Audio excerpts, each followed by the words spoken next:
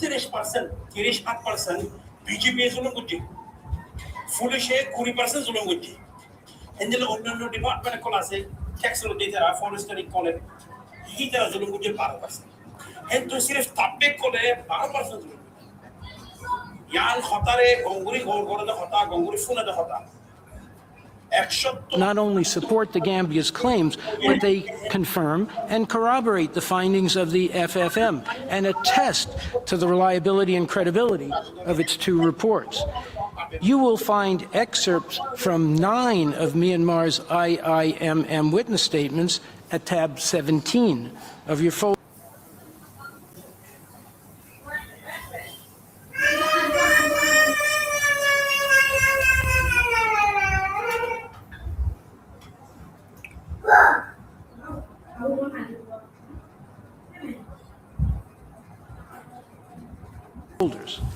I will show you some of them.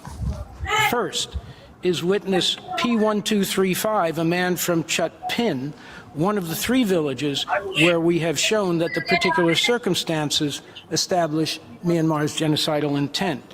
He describes the scene when the Tatmadaw first arrived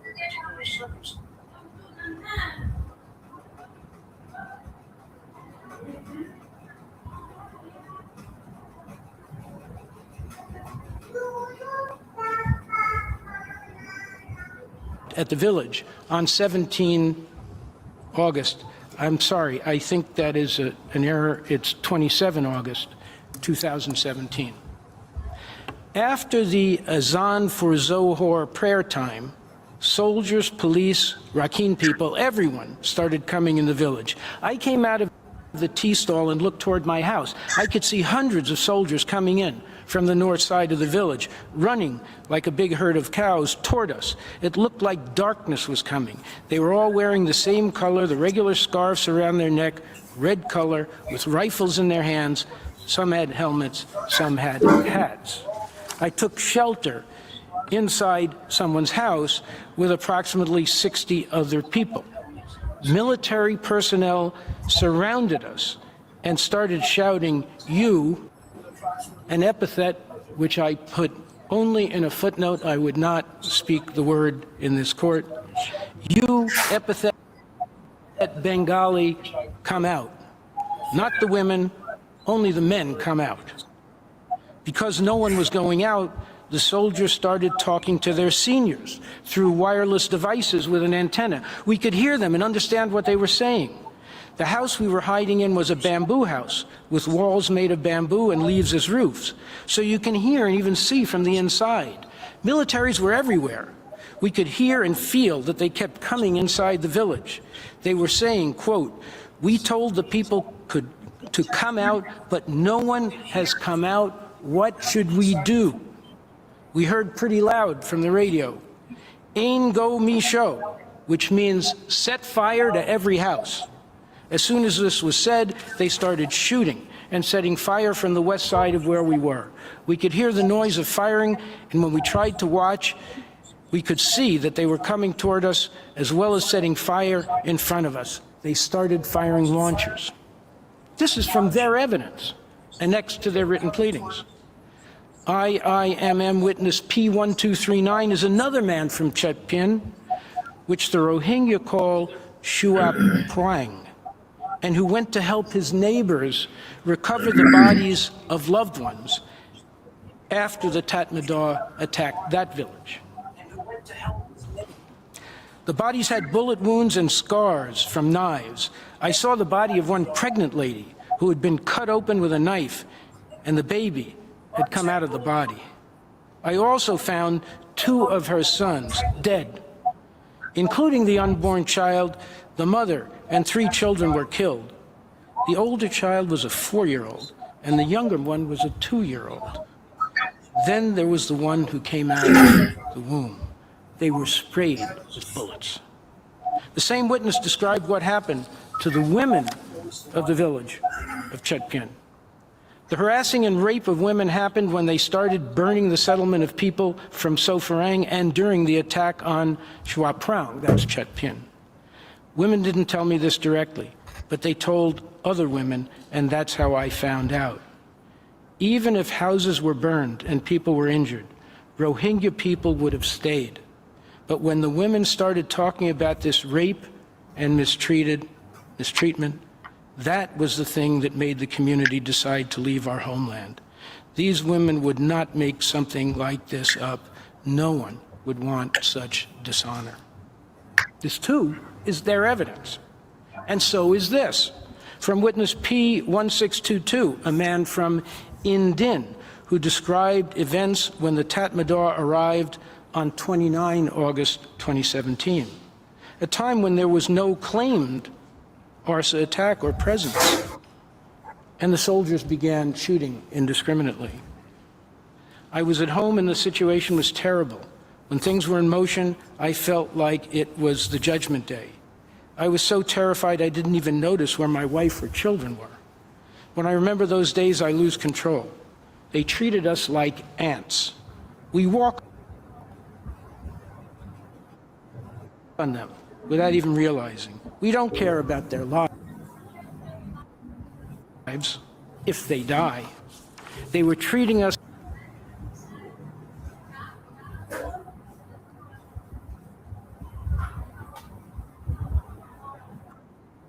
like ants, killing us like ants, like animals.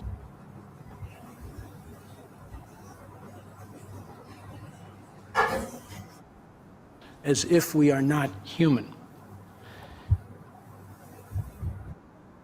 The same witness described this scene.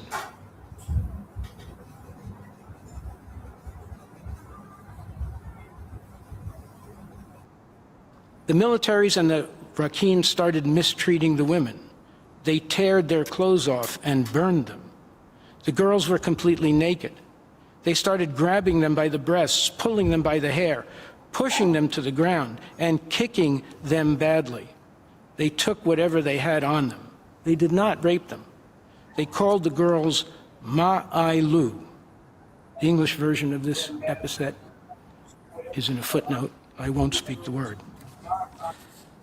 I will skip paragraph 42 in the interest of time, but it is testimony from IIMM witness P147, a woman from Gujarpin, which is in the record and available to you. Another of the witness statements put into the record by me. IIMM witness P2892 is a woman from Mongnu, another of the villages we addressed in detail in the first round. Because our time is limited, I will end with this one. But I could go on reading from all of Myanmar's 19 IIMM witness statements, not to mention the 12 submitted by the Gambia. This woman states, soldiers came quickly to take my two sons, who were about 9 and 12 years old at the time. The soldiers also grabbed my sister's 3-year-old child from someone's arms, and threw the child onto the muddy ground. My sons were holding on to me tightly, screaming and kissing me on the cheeks. The soldiers then snatched them away, taking the scarf off my head and using it to bind the hands of my son behind his back. I last saw my two sons when they were made to lie face down on the ground in a row with the other men, 12 and 9 years old. The soldiers led us women away towards another house, and I never saw my two sons again. Mr. President, it is worth re-emphasizing that these are excerpts from the witness statements introduced by Myanmar. It is their evidence. Of course, we invite you to read all 31 statements in their entirety. We are confident you will find that this IIMM evidence fully supports, confirms, and corroborates the findings of the FFM and provides further justification for treating those findings as trustworthy, reliable, credible, and conclusive. So too for the IIMM's analytical report on the destruction, dispossession of Rohingya land and property during the 2017 clearance operations. Myanmar made considerable effort to keep this document out of the record, and we can understand why. But as a readily available public document, they had no basis for excluding it. You will find it at tab 7.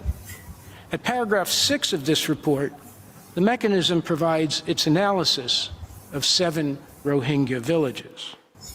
The mechanism selected these locations because they demonstrate a systematic pattern whereby villages and farmland were destroyed and razed between late 2017 and early 2018 and were rapidly supplanted by BUP battalion bases. Remember, they told you in their first round that the clearance operations only lasted a few days.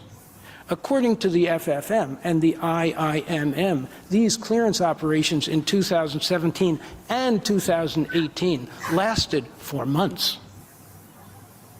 In his affidavit, Assistant Secretary General Kumjin attests that the mechanism, quote, has collected 111 witness statements which have information broadly relevant to the 2016 or 2017 clearance operations and or the broader situation in Rakhine State or relevant structures of the Myanmar military and other security forces.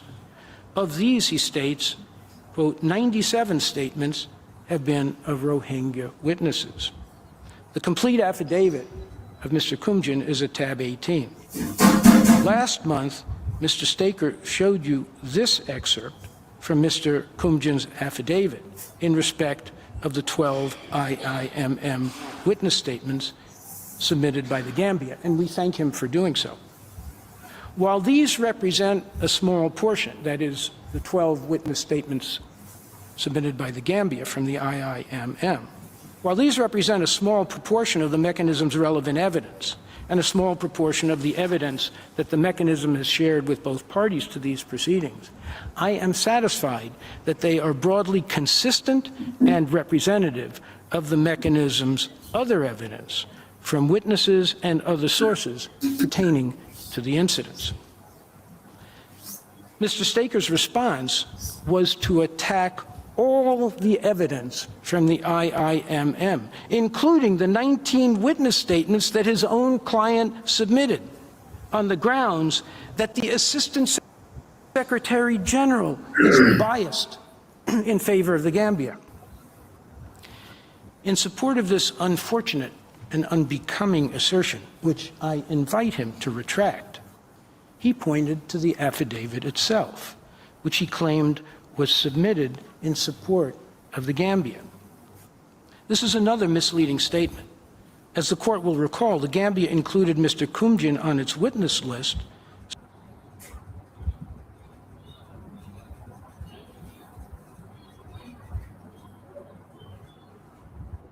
so that he could inform the court about the work of the IIMM.